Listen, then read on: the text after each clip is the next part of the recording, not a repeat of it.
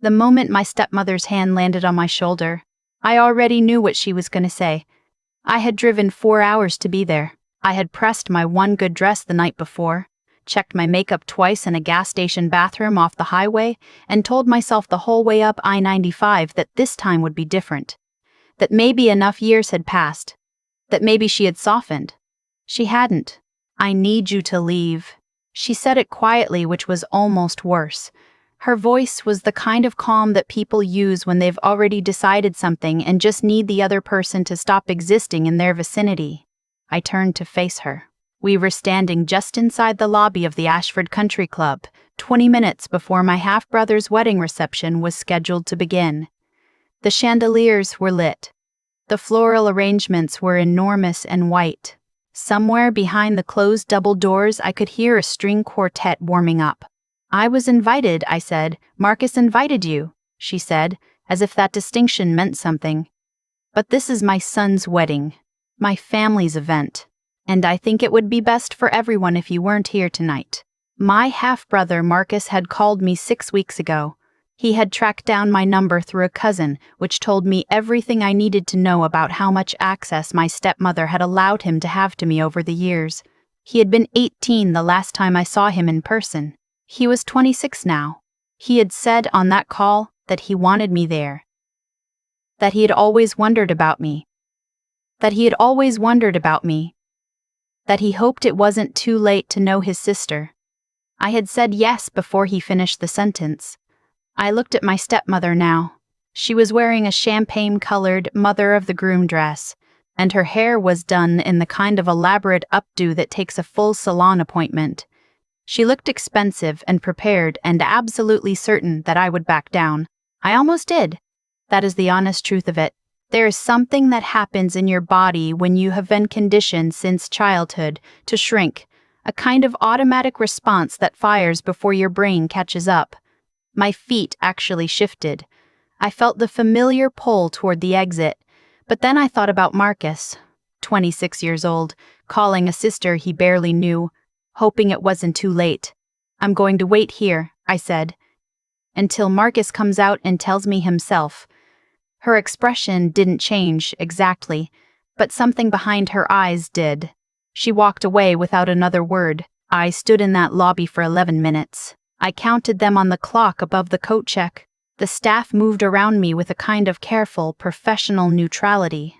A young woman in a headset offered me a glass of water, which I accepted and held without drinking. I want to explain something about my stepmother, because I think it matters for understanding everything that came after. She had married my father when I was 7 years old. He had been a widower for 2 years by then, still moving through his life with that particular distracted grief that children of the bereaved learn to navigate like furniture in a dark room. She had been organized and capable and very clear about what she wanted. Within 6 months of the wedding, I understood that what she wanted did not include a complicated reminder of the woman who had come before her. She was never cruel in the ways that leave marks. There were no locked doors or withheld meals. She was, in the language of family therapists, emotionally unavailable and subtly exclusionary, which means she gave my father a reason to be elsewhere whenever I needed him, and created in our household a quiet but persistent atmosphere in which I was a guest who had overstayed their welcome. When Marcus was born, I was 9. I loved him immediately, and without reservation, the way children love things before they understand that love can be used against you. My stepmother recognized this. She was smart. She didn't stop me from loving him. She just made sure we were never in the same room long enough for it to matter. By the time I was 16, I had understood that the life I wanted was not going to be handed to me by anyone in that house. My father had become so thoroughly reconstructed by his second marriage that I sometimes felt I was looking at a photograph of someone I used to know. He wasn't unkind to me. He was absent in the way that is harder to explain to people. Present in the physical sense, there at the dinner table, there at the occasional school event, but oriented entirely away from me, like a plant that has turned completely toward another source of light. I left for college on a full academic scholarship and did not look back, which is something people say, but in my case was literal. I did not go home for Thanksgiving that first year. I told myself it was because the bus ticket was expensive. I told myself that for about 3 years before I admitted it was because I had stopped believing I would be missed. My career had started in the way that most of the best careers start, by accident, following ability instead of plan. I had a graduate degree in structural engineering and had been working for the past 5 years at a firm that specialized in federal infrastructure projects. I lived in a city 3 states away from my childhood home. I had friends, a good apartment, a cat named after a bridge. My life was, by every reasonable measure, fine. But I had a half-brother who had called me out of nowhere and said he wanted to know me. And so, I was standing in the lobby of the Ashford Country Club at 7:15 on a Saturday evening, holding a glass of water, when the double doors opened and Marcus walked out. He looked like my father had looked at that age, which was not something I had expected to feel anything about. He was in a tuxedo, slightly flushed, scanning the lobby with an expression that I recognized because I had worn it myself, the look of someone trying to locate a problem before it finds them first. He saw me and the expression broke into something unguarded and relieved. "You came," he said. "I said I would."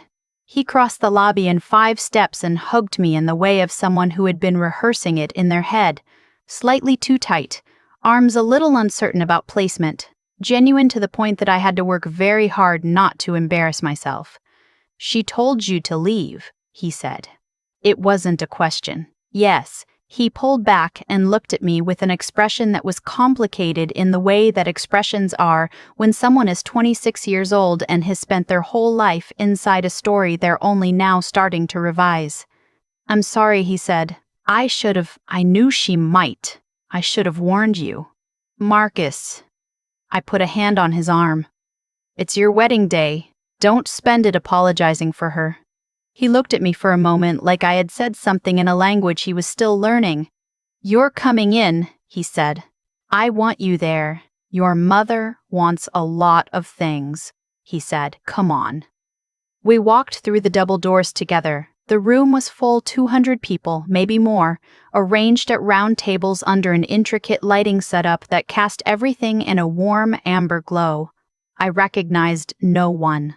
This was my father's world, the world that had been rebuilt after I left it, populated entirely by people who had no frame of reference for me. I was nobody here. A stranger in a dress. My father was standing near the head table. I saw him before he saw me. He had aged in the way that some men age well. Silver at the temples, still upright, wearing his tuxedo with the ease of someone who had worn many tuxedos. He was laughing at something the man beside him had said. Then he turned and saw me. The laugh faded.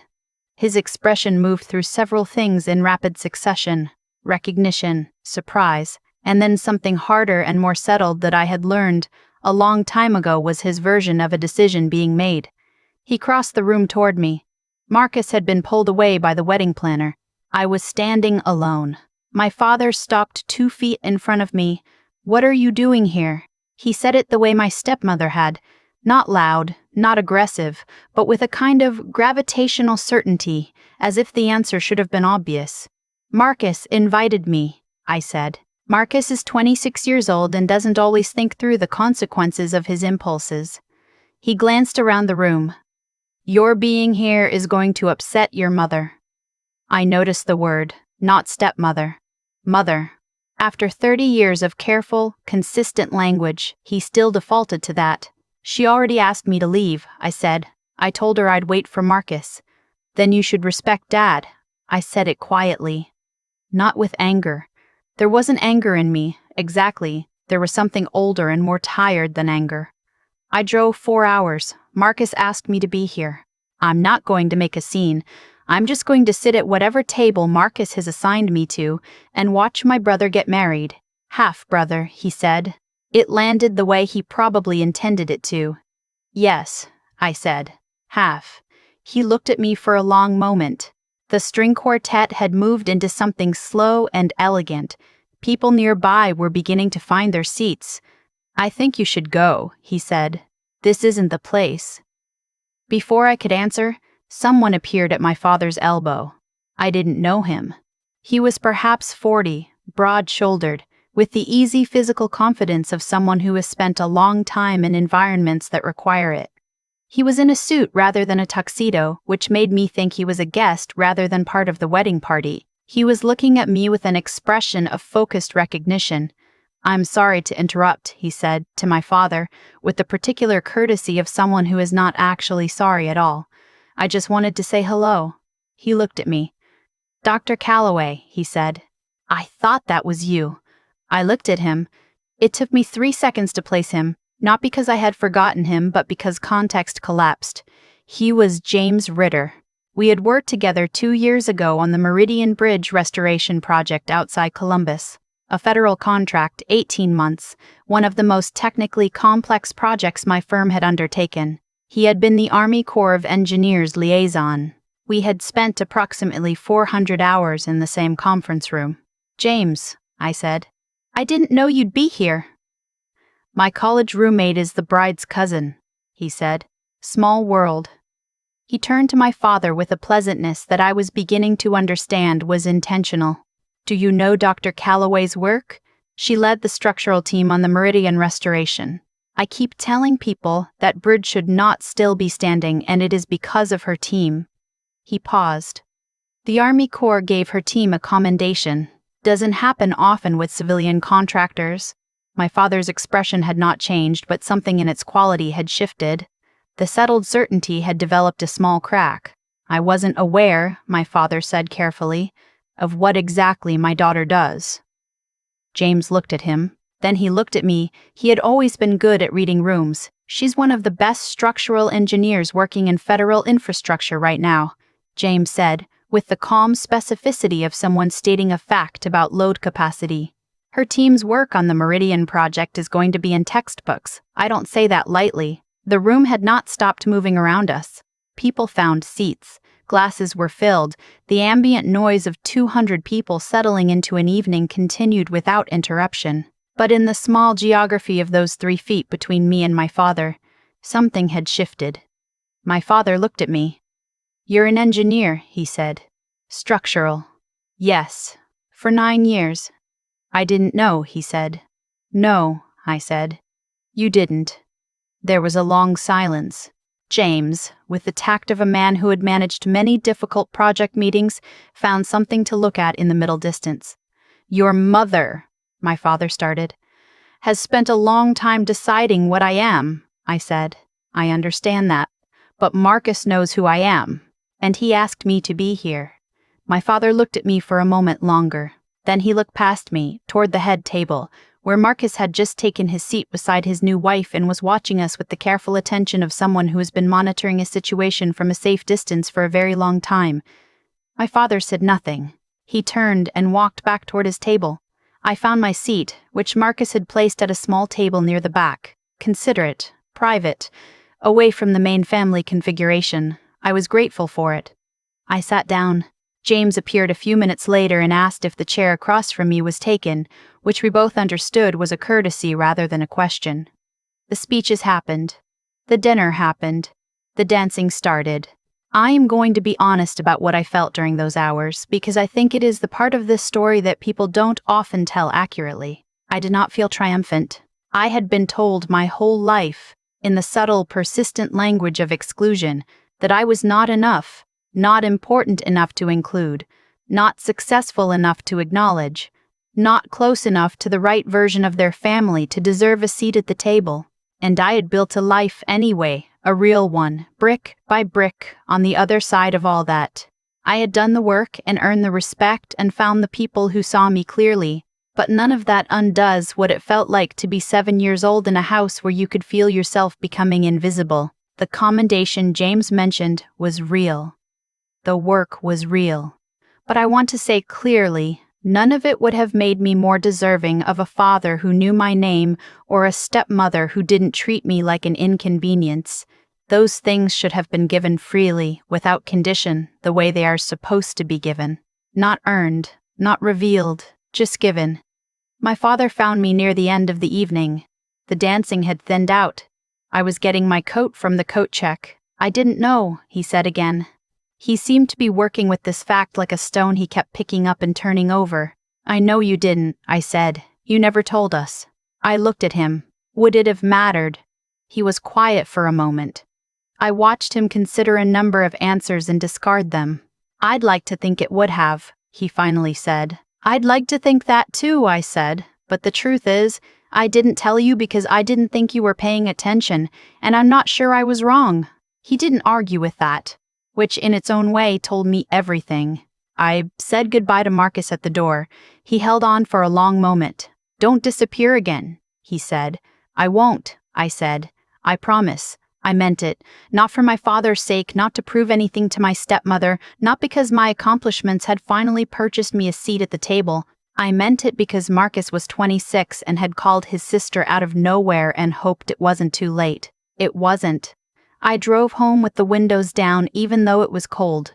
I thought about the bridge I had helped rebuild, the Meridian, 112-year-old steel through truss crossing a river that had been quietly, structurally compromised for decades before anyone thought to look carefully at what was holding it up. I thought about the way my team had gone in and assessed what was salvageable, the way we had reinforced what could be reinforced, the way some sections were beyond repair and had to be removed entirely and replaced with something new, something engineered to hold weight properly, built on a foundation that would last.